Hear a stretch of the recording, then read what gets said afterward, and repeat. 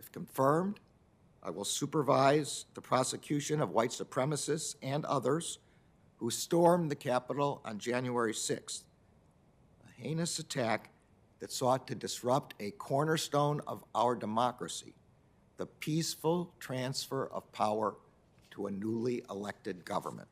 Thousands of children were forcibly removed from their parents, separated and many times lost in the bureaucracy. This committee is going to hold oversight hearings to get to the bottom of it. Will you commit to cooperate with those investigations?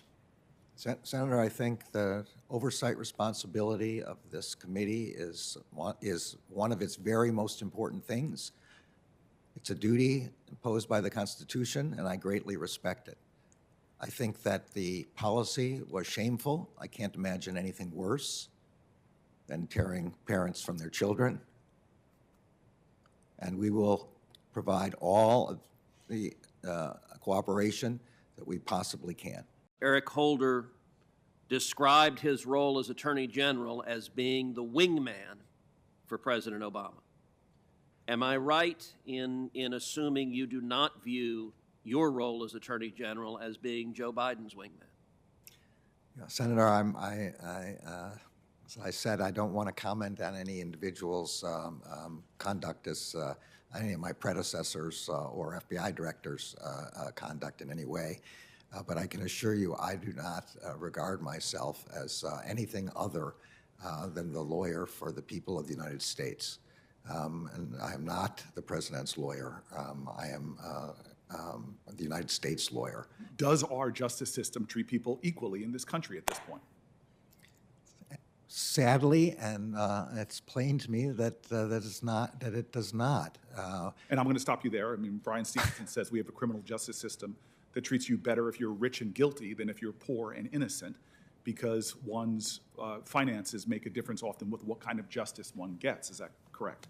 Senator, there's no question that there's disparate treatment in our justice system. I'm wondering if you could just conclude by answering the question about your motivation and maybe some of your own family history in confronting hate and discrimination in American history. Yes, Senator. So, I come from a family where my grandparents fled anti-Semitism and persecution.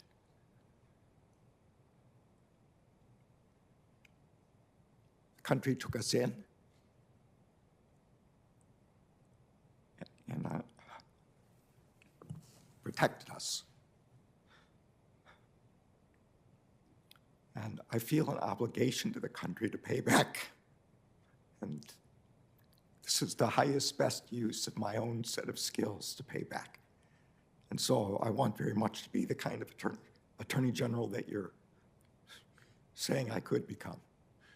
Tell me what your position is on defunding the police. Do you support this movement? Will you support it as Attorney General? Well, as you no doubt know, President Biden has said he does not support defunding the police, and neither do I. We saw how difficult the lives of police officers were in the body cam videos we saw when they were defending the Capitol. I do believe, and President Biden believes in giving resources to police departments to help them reform and gain the trust of their communities. I do believe, and I believe he does as well, that we do need to put resources into alternative ways of confronting some actors, particularly those who are mentally ill and those who are suicidal, so that police officers don't have to do a job that they're not trained for and that, from what I understand, they do not want to do.